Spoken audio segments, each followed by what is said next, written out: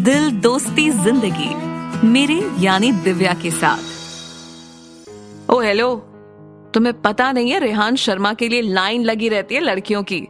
लड़कियां बहाने ढूंढती हैं मुझसे बातें करने के लिए, तरसती हैं मेरी एक झलक देखने के लिए। अच्छा जी, मगर मुझे तो कोई लाइन नहीं दिखाई दे रही। एक्सक्यूज मी, एक बहुत ही खूबसूरत और मॉडर्न सी लड़की ने आकर रेहान से कहा, जी कहिए, क्या आप मेरी थोड़ी सी मदद करेंगे प्लीज? जी आपके लिए तो कुछ भी, आप तो बस हुक्म कीजिए, रेहान ने किसी जेंटलमैन की तरह कहा।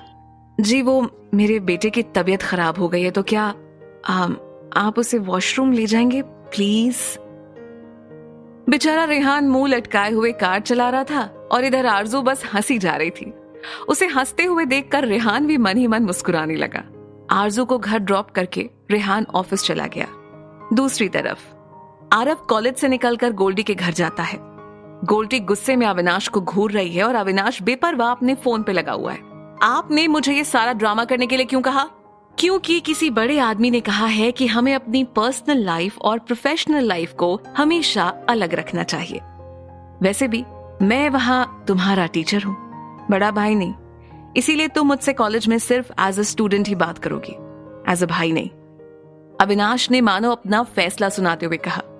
तभी घंटी बजती है तो अविनाश गोल्डी को दरवाजा खोलने के लिए कहता है, मगर गोल्डी गुस्से में चेहरा घुमा लेती है और अविनाश उठकर दरवाजा खोलता है और दरवाजे पर आरव को देखकर खुश हो जाता है और उसे गले लगा लेता है। आरव तू? अरे यार कैसा है तू? और रेहान कहाँ है? वो क्यों नहीं आया तेरे साथ? तू अकेला आया है? अरे अरे अरे सांस तो ले लीजिए, एक ही बार में सारे सवाल पूछ लेंगे क्या? गोल्डी ये सब देखकर चौंक जाती है और उनसे पूछती है कि वो दोनों एक दूसरे को कैसे जानते हैं। जी मैडम, वो क्या है कि हम चारों, मतलब रेहान, आरव, आरजू और मैं, हम सब एक ही स्कूल में पढ़ते थे और रेहान, आरव और मैं हॉस्टल में भी साथ ही थे। आरजू लड़कियों के हॉस्टल में रहती थी, इसीलिए हम चारों एक दूसरे को बहुत अच्छे से जानते हैं। हम तेरी तरह नहीं है कि दिन भर मॉम के पल्लू में गुजरे हैं। इसके बाद आरव और अविनाश काफी देर तक स्कूल की बातें करते हैं। फिर अविनाश आरव से उसके कॉलेज के बारे में पूछता है और बातों बातों में नमन के बारे में भी पूछता है। तो आरव कहता है, भाई वैसे तो नमन अच्छा लड़का है, मगर आज तक उसके माँ बाप, उन्होंने उसे किसी चीज के लिए मना नहीं किया है, इसीलिए वो कभी किसी चीज के लिए सीरियस नहीं हुआ है और ना ही उसे किसी चीज की इम्पोर्टेंस पता है। तुम कहना क्या चाहते हो? गोल्डी ने पूछा। चाय मिलेगी या नहीं? अविनाश के कहने पर गोल्डी अंदर चली गई। इसे क्या हुआ? आरव ने पूछा, मगर अविनाश ने बात को टाल दिया। थोड़ी देर बातें करने के बाद आरव भी ऑफिस चला गया। ऑफिस में रेहान सबको मुंबई वाले प्रोजेक्ट की डिटेल्स बता रहा है, जिससे सब बहुत इंप्रेस हो जाते हैं और आरव के पापा ये प्रोजेक्ट उसको ही हैंडल करने को कहते हैं। ये सुनकर सब और ज्यादा खुश हो जाते हैं और रेहान को बधाई देते हैं। इसके बाद सब अपने काम पर लौट जाते हैं। रेहान के पिता मिस्टर हरीश शर्मा इमोशनल हो जाते हैं तो आरव के पिता मिस्टर रमेश मित्तल उनके कंधे पर हाथ रखते हैं और कहते हैं, रेहान बहुत समझदार और मेहनती है, तुम देख लेना, वो हमारे भरोसे को जरूर पूरा करेगा और वो भी बिना अपनी पढ़ाई को नुकसान किए। मैं जानता हूं मेरे बच्चे को, वो हमारी हर उम्मीद को जरूर पूरा करेगा, मगर मैंने उसके साथ बहुत गलत किया है। जब उसे मेरी सबसे ज्यादा जरूरत थी तब मैं उसके साथ नहीं था। मैंने उसे उस इंसान के हवाले कर दिया। ऐसी बात नहीं है हरी, तुमने जो भी किया वो उसके भले के लिए किया था।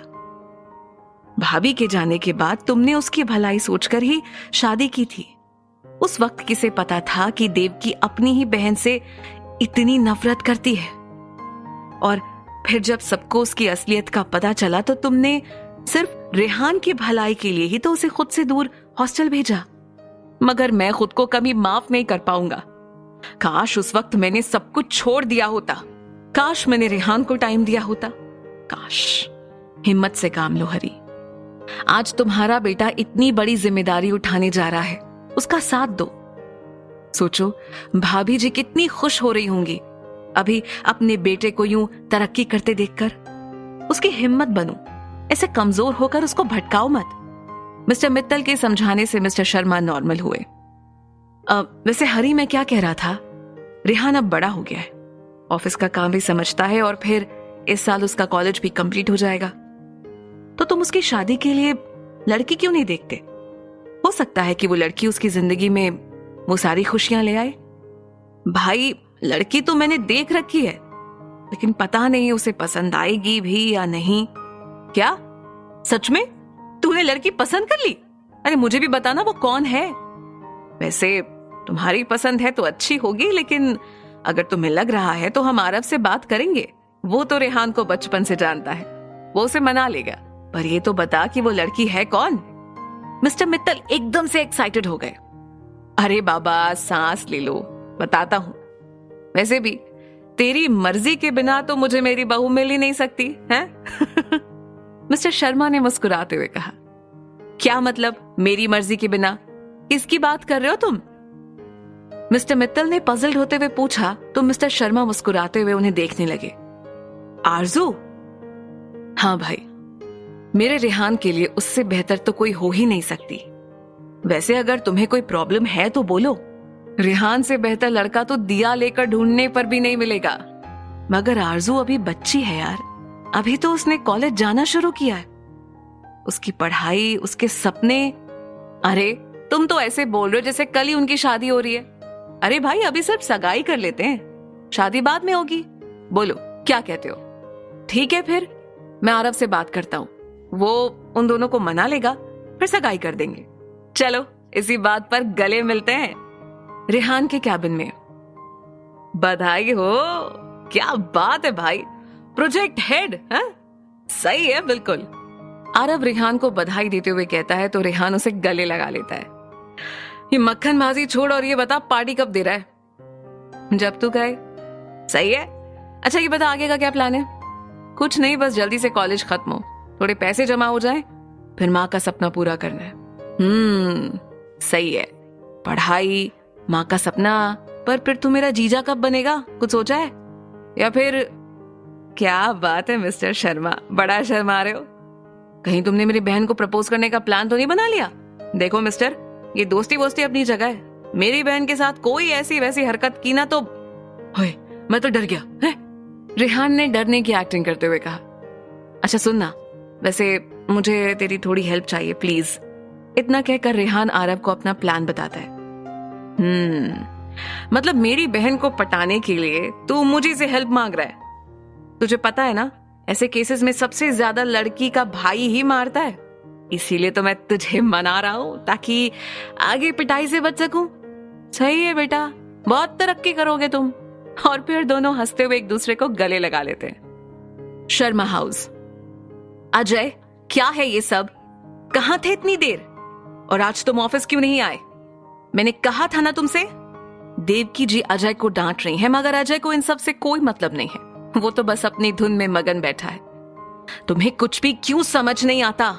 वो रेहान अपने डैड को इम्प्रेस करके सारी प्रॉपर्टी अपने नाम करना चाहता है, और ये जनाब, अरे कभी सोचा है कि अगर सारी प्रॉपर्टी उस रेहान को मिल गई तो तुम्हारे पास क्या बचेगा? ये जो तुम अपने दोस्तों पर पैसे उड़ाते हो, कहां से आएंगे वो? और अगर कल को उसकी शादी हो गई फिर क्या होगा? कुछ सोचा है तुमने? मैं कुछ नहीं जानती, तुम बस कल से ऑफिस आ रहे हो एंड दैट्स फाइनल। गोल्डी के घर। गोल्डी फोन पर किसी से गुस्से में बात कर रही है और फिर फोन को गुस्से में बेड पर पटक देती है। उस आरव की हिम्मत कैसे हुई ऐसा कहने की? उसे क्या लगता है कि मैं नमन के लिए टाइम पास हूं? उससे तो मैं छोड़ूंगी नहीं।